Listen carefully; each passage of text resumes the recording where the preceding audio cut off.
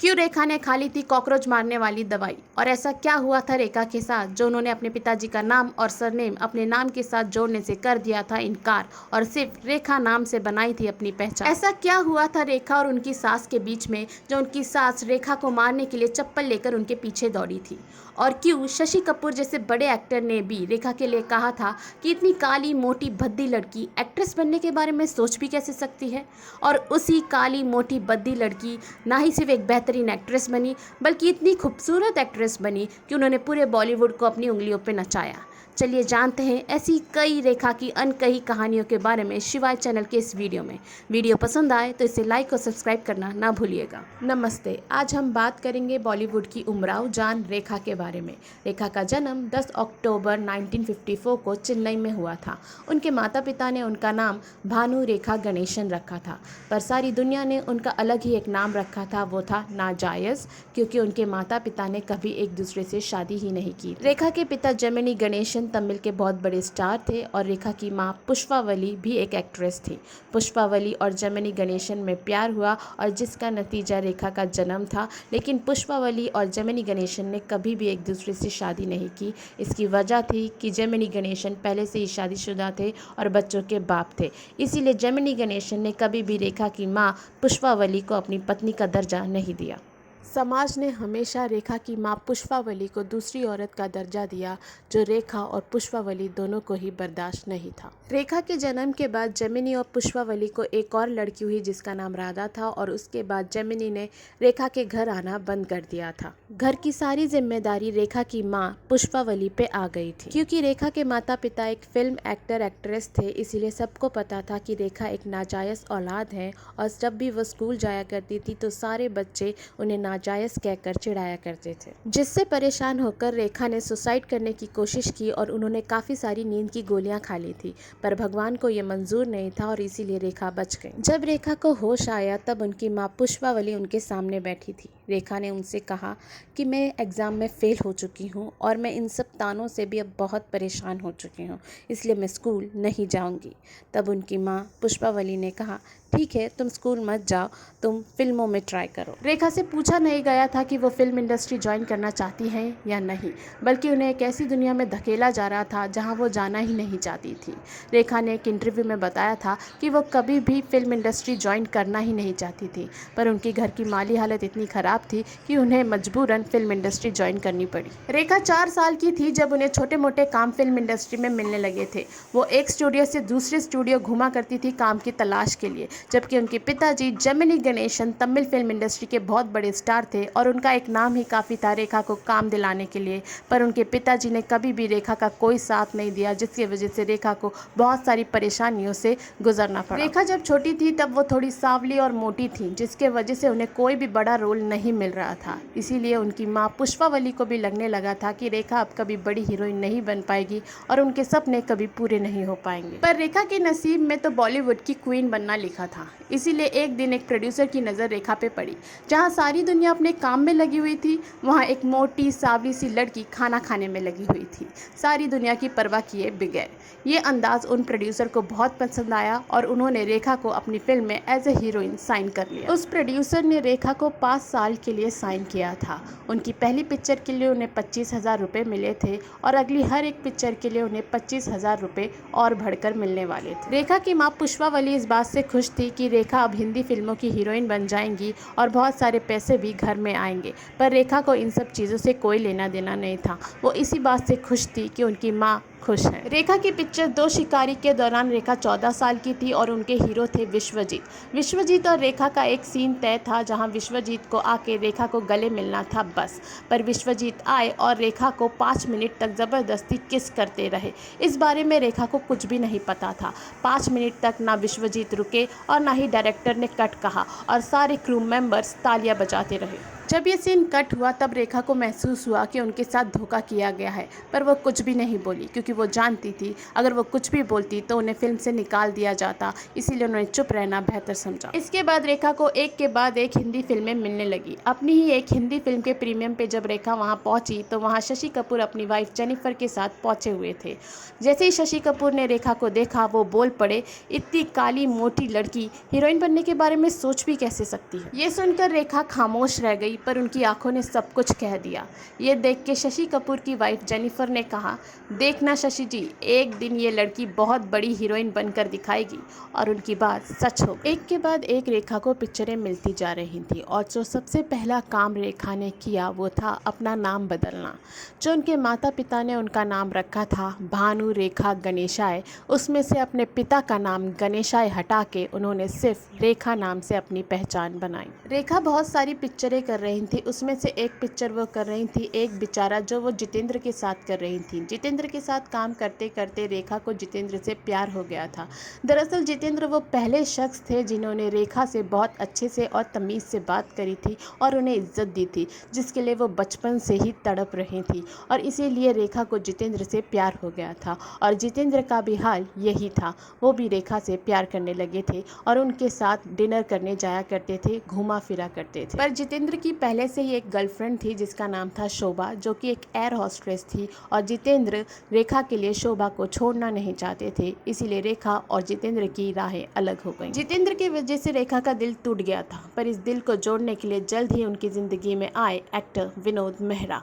विनोद मेहरा काफ़ी हंसमुख किस्म के इंसान थे। उन्होंने रेखा की ज़िंदगी में बाहर ले आई और खुशियों के रंग भर दिए। विनोद मेहरा और रेखा ने एक पिक्चर की थी जिसका नाम था ऐलान। उसी पिक्चर की शूटिंग के दौरान दोनों एक दूसरे के करीब आए और एक दूसरे से प्यार करने लगे। विनोद मेहरा में एक खासियत थी कि वो रिश्तों को लेकर बहुत लॉयल थे। जिस वक्त वो रेखा के साथ थे उनकी ज़िंदगी में कोई और औरत नहीं थी और वो रेखा से बहुत प्यार करते थे और वो उनसे शादी भी करना चाहते थे। रेखा भी विनोद मेहरा से शादी करना चाहती थी, पर परेशानी थी विनोद मेहरा की माँ कमला मेहरा। कमला मेहरा नहीं चाहती थी कि रेखा उनके घर की बहू बने, क्योंकि यहाँ भी रेखा का पास्ट उनका पीछा नहीं छोड़ रहा था। रेखा का नाजायज़ होना कमला मेहरा को मंजूर नहीं था। रेखा विनोद मेहरा से शादी करना चाहती थी और विनोद मेहरा की माँ इस शादी के लिए राज़ी नहीं हो रही थी। इसी वजह से विनोद मेहरा और रेखा में लड़ाइयाँ होने लगी। लड़ाइयाँ इतनी बढ़ गई कि एक दिन रेखा ने कॉकरोच मारने वाली दवाई खाकर अपनी ज़िंदगी का अंत करना चाहा। सही टाइम पे हॉस्पिटल ले जाने की वजह से रेखा की जान तो बच गई, पर यह बात आग की तरह मीडिया में फैल गई। हर जगह यही चर्चा होने लगा कि रेखा ने विनोद मेहरा के लिए सुसाइड करना चाहा। इसीलिए रेखा और विनोद मेहरा ने एक प्रेस कॉन्फ्रेंस करी। उस प्रेस कॉन्फ्रेंस में रेखा ने कहा कि मैंने कोई भी कॉकरोच मारने वाली दवाई नहीं खाई थी, बल्कि सुबह मैं उपमा के साथ एक कॉकरोच ही खा गई थी, जिसकी वजह से मेरी तबीयत खराब हो गई थी और मुझे हॉस्पिटल में एडमिट करना पड़ा। रेखा का ये बेतुका जवाब किसी भी दुनिया वाले या मीडिया वालों को मान्य नहीं था, क्योंकि लोग जानते थे कि मामला कुछ और ही था। विनोद मेहरा इन सब चीज़ों से बहुत परेशान हो गए थे और वो रेखा से बहुत प्यार करते थे और उन्हें वो खोना नहीं चाहते थे, इसीलिए उन्होंने रेखा से शादी कर ली और फिर अपनी माँ के सामने गए। विनोद मेहरा को लगा था कि उनकी माँ कमला मेहरा भले ही उनके प्यार को ना अपनाए, पर उनकी बीवी को तो अपना ही लेंगी, पर ऐसा कुछ भी नहीं हुआ। रेखा ने जैसे ही विनोद मेहरा की माँ के पैर छुए, वैसे ही विनोद मेहरा की माँ ने उन्हें धक्का मार दिया और फिर उन्हें जोर जोर से चिल्ला चिल्ला के भला बुरा। मामला इतना बढ़ गया था कि आसपास के सारे लोग इकट्ठा हो गए थे। लोगों का कहना यह भी है कि विनोद मेहरा की माँ कमला मेहरा रेखा के पीछे चप्पल लेकर दौड़ी थी उन्हें मारने के लिए। विनोद मेहरा से चीजें संभाली नहीं जा रही थी, वो अपनी माँ को नहीं रोक पा रहे थे, इसीलिए उन्होंने रेखा से कहा कि वो फिलहाल इस वक्त अपने घर चली जाएं। ये बात सुनकर रेखा का दिल टूट गया और उनके आंखों से आंसू निकलने लगे, पर वो विनोद मेहरा को कुछ नहीं कह पाई और वापस अपने घर चली आई। रेखा का जो एकमात्र सपना था किसी की घर की बहू बनने का, इज्जत पाने का, वो अब टूट चुका था। उनके सारे सपने बिखर चुके थे। नहीं मानी और इसी वजह से विनोद मेहरा और रेखा का रिश्ता खत्म हो चुका था। रेखा अपनी पिछली जिंदगी भुलाने के लिए और भी तेजी से अपने काम में डूबने लगी थी और फिर उन्होंने अपना एक फ्लैट खरीदा मुंबई में, उसी बिल्डिंग में जहाँ जया भादुरी का भी एक फ्लैट था। जया भादुरी और रेखा एक ही बिल्डिंग में रहने की वजह से अक्सर मिला करती थीं और फिर दोनों में दोस्ती हो गई। रेखा अक्सर जया भादुरी के फ्लैट में जाकर अपनी लाइफ और करियर के लिए उनसे एडवाइस लिया करती थी और वो जया भादुरी को प्यार से दीदी भाई बुलाया करती थी। उस वक्त जया भादुरी और अमिताभ एक दूसरे से प्यार करते थे। तब जया भादुरी एक बहुत बड़ी स्टार थी, पर अमिताभ का करियर कुछ अच्छा नहीं चल रहा था और इसीलिए जया भादुरी अमिताभ को पिक्चरें मिलने के लिए मदद किया करती थी। और उसी वक्त अमिताभ की पिक्चर आई जंजीर, जो कि बहुत बड़ी हिट थी और उसी के बाद जया भादुरी और अमिताभ ने शादी कर ली। जया भादुरी ने रेखा को अपनी शादी में नहीं बुलाया था। इस बात से रेखा बहुत गुस्सा हो गई थी। उन्हें लगा था कि वो जया भादुरी की बहुत अच्छी दोस्त है और उसके बावजूद भी उन्होंने अपनी शादी में रेखा को नहीं बुलाया। और फिर रेखा की पिक्चर आई दो अनजाने, जिसमें उनके हीरो थे अमिताभ बच्चन। अमिताभ बच्चन का अनुशासन देख के, उनका समय पे आना, समय पे जाना और दिन भर अपने डायलॉग्स को याद करना रेखा को इम्प्रेस कर चुका था। रेखा जो हमेशा ही सेट पे लेट आया करती थी और बिना बताए सेट से चली जाया करती थी, वो अब अमिताभ बच्चन की तरह अनुशासन में रहना पसंद करने लगी थी। दो अनजाने की शूटिंग के दौरान कब अमिताभ बच्चन और रेखा एक दूसरे के करीब आए, उन दोनों को पता ही नहीं चला। वो शूटिंग के दौरान और शूटिंग के बाद भी एक दूसरे के साथ ही पाए जाया करते थे। अब रेखा और अमिताभ के प्यार के चर्चे पूरी फिल्म इंडस्ट्री में होने लगे थे। रेखा खुलेआम अमिताभ से अपने प्यार का इजहार करने लगी थी, पर अमिताभ ने कभी भी इन चीज़ों के बारे में खुलकर मीडिया से बात नहीं करी। और फिर वो दिन आया जब रेखा मांग में सिंदूर और गले में मंगलसूत्र पहनकर ऋषि कपूर और नीतू की शादी पर गई थी। हर कोई उनके मांग के सिंदूर और मंगलसूत्र को देखकर हैरान था। उस शादी में सभी दबी जुबान से कह रहे थे, क्या अमिताभ और रेखा ने शादी कर ली है? पर पूछे जाने पर रेखा ने इस चीज़ के बारे में कुछ भी नहीं कहा। जया बच्चन भी अमिताभ और रेखा के प्यार के किस्सों की चर्चा की वजह से बहुत परेशान हो गई थी और फिर उन्होंने एक दिन रेखा को अपने घर खाने पर बुलाया। रेखा डर गई थी। उन्हें लगा था जया बच्चन या तो रेखा को घर बुलाकर चिल्लाएंगी या तो उनसे मिन्नतें करेंगी कि वो अमिताभ बच्चन की ज़िंदगी से चली जाएं, पर ऐसा कुछ भी नहीं हुआ था। रेखा जब जया बच्चन के घर गई तो दोनों ने साथ में मिलकर डिनर किया और फिर जया बच्चन ने रेखा को अपना पूरा घर दिखाया और इंटीरियर के बारे में बात करी। हर चीज़ की बात हुई सिवाय अमिताभ बच्चन के लेकर कोई भी बात नहीं हुई।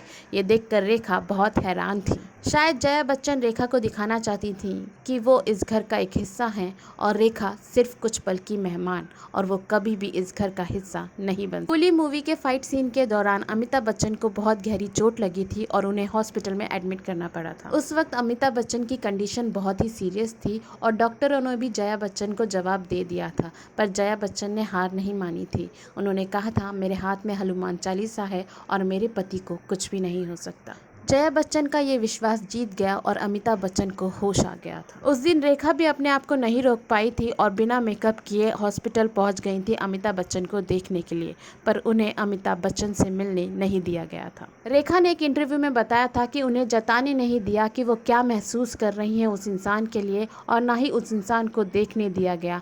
उन्हें इस लाचारी से अच्छी तो मौत लग रही थी। सिलसिला मूवी के बाद अमिताभ ने भी रेखा के साथ कोई भी पिक्चर करने से मना कर दिया था। एक इंटरव्यू में अमिताभ ने कहा था कि रेखा के साथ उनका कोई भी रिश्ता नहीं था, ये सब मीडिया की बनाई हुई एक कहानी थी। जया बच्चन ने भी एक इंटरव्यू में कहा था कि अगर अमिताभ ऐसे होते तो वो आज मेरे साथ नहीं होते बल्कि कहीं और ही होते। पर रेखा अब जान चुकी थी कि इस रिश्ते का अब कोई भी फ्यूचर नहीं है, इसीलिए रेखा इन सब चीज़ों से आगे बढ़ चुकी थी। रेखा 36 साल की हो गई थी और अब उनके परिवार वाले और दोस्त चाहते थे कि वो शादी कर ले, इसीलिए उनके दोस्तों ने रेखा की मुलाकात दिल्ली के एक बिजनेसमैन मुकेश अग्रवाल से करवाई थी। मुकेश अग्रवाल रेखा के बहुत बड़े फैन थे और 3 ही मुलाकात में उन्होंने रेखा को शादी के लिए प्रपोज कर दिया। रेखा के दोस्तों ने उन पर दबाव डाला कि वो शादी के लिए हाँ कर दे और रेखा भी कहीं ना कहीं चाहती थी कि वो सेटल हो जाए, उन्हें भी किसी का सरनेम मिल जाए और वो भी किसी की घर की बहू बने और दूसरी औरत का ये थप्पा जो उनके सर पे लगाए वो हट जाए। इसीलिए रेखा ने शादी के लिए हाँ कर दी और उसी दिन उनकी शादी मुकेश अग्रवाल के साथ हो गई। शादी के 2 दिन बाद ही मुकेश अग्रवाल और रेखा हनीमून के लिए बाहर चले गए। 7 दिन के इस हनीमून पे रेखा को पता चला कि मुकेश अग्रवाल को डिप्रेशन की प्रॉब्लम है, जिसकी वजह से वो बहुत सारी गोलियां रोज़ाना खाया करते हैं। रेखा के पूछने पे मुकेश अग्रवाल ने बताया कि उनका भी एक पास था जिसमें वो किसी से प्यार करते थे और उनके ना मिलने की वजह से वो डिप्रेशन में चले गए। मुकेश अग्रवाल डिप्रेशन के इतने बड़े शिकार थे कि उन्होंने शादी से पहले भी बहुत सारी कोशिशें करी थी सुसाइड करने की, और रेखा से शादी के 1 साल बाद ही मुकेश अग्रवाल ने रेखा के रुपट्टे से अपने आप को फांसी लगा ली थी। तब रेखा न्यूयॉर्क में थी। सब लोगों ने रेखा पे इल्ज़ाम लगाया कि मुकेश अग्रवाल ने सुसाइड रेखा की वजह से की है, पर रेखा तो उस वक्त मुकेश अग्रवाल के साथ थी भी नहीं। मुकेश अग्रवाल ने अपने सुसाइड नोट में लिखा था कि उनके सुसाइड के लिए किसी को भी जिम्मेदार ना ठहराया जाए, और रेखा के नसीब ने फिर से उनका साथ छोड़ दिया और रेखा अग्रवाल से सिर्फ रेखा बनकर रह गई। पति के मरने के कई साल बाद रेखा 2008 में फिर से सिंदूर लगाकर एक अवार्ड फंक्शन में पहुंची, जहां अमिताभ बच्चन भी मौजूद थे। जया बच्चन हमेशा से अपने आप को स्ट्रांग दिखाती रही। उन्होंने हमेशा कहा कि अमिताभ और रेखा के प्यार के किस्सों से उन्हें कभी भी फर्क नहीं पड़ा है। पर 2012 में जब रेखा राज्यसभा में आई और जया बच्चन भी राज्यसभा में मौजूद थी, तो जया बच्चन को भी फर्क गिरा। दरअसल राज्यसभा में जया बच्चन और रेखा की सीट एकदम एक दूसरे के आसपास थी। इससे जया बच्चन को बहुत परेशानी हो रही थी। इसलिए जया बच्चन ने कहकर राज्यसभा में अपनी सीट रेखा से बहुत दूर करवा ली थी, ताकि आते जाते वक्त उन दोनों का सामना ना हो। अगर रेखा और अमिताभ बच्चन में कुछ था ही नहीं, तो फिर जया बच्चन को रेखा से नजरें चुराने की जरूरत ही क्या थी।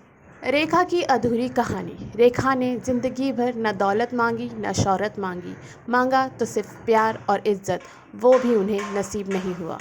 उन्हें नाजायज़ दूसरी औरत, इन शब्दों से हमेशा से नफरत रही, पर इन शब्दों ने ज़िंदगी भर उनका साथ नहीं छोड़ा। वो अपने नाम के पीछे लगाए जाने वाले सरनेम के लिए हमेशा तड़पती रहीं, और सिर्फ रेखा ही के लिए इतना ही। फिर मिलते हैं दूसरे वीडियो में। वीडियो पसंद आए तो इसे लाइक और सब्सक्राइब ज़रूर कीजिएगा।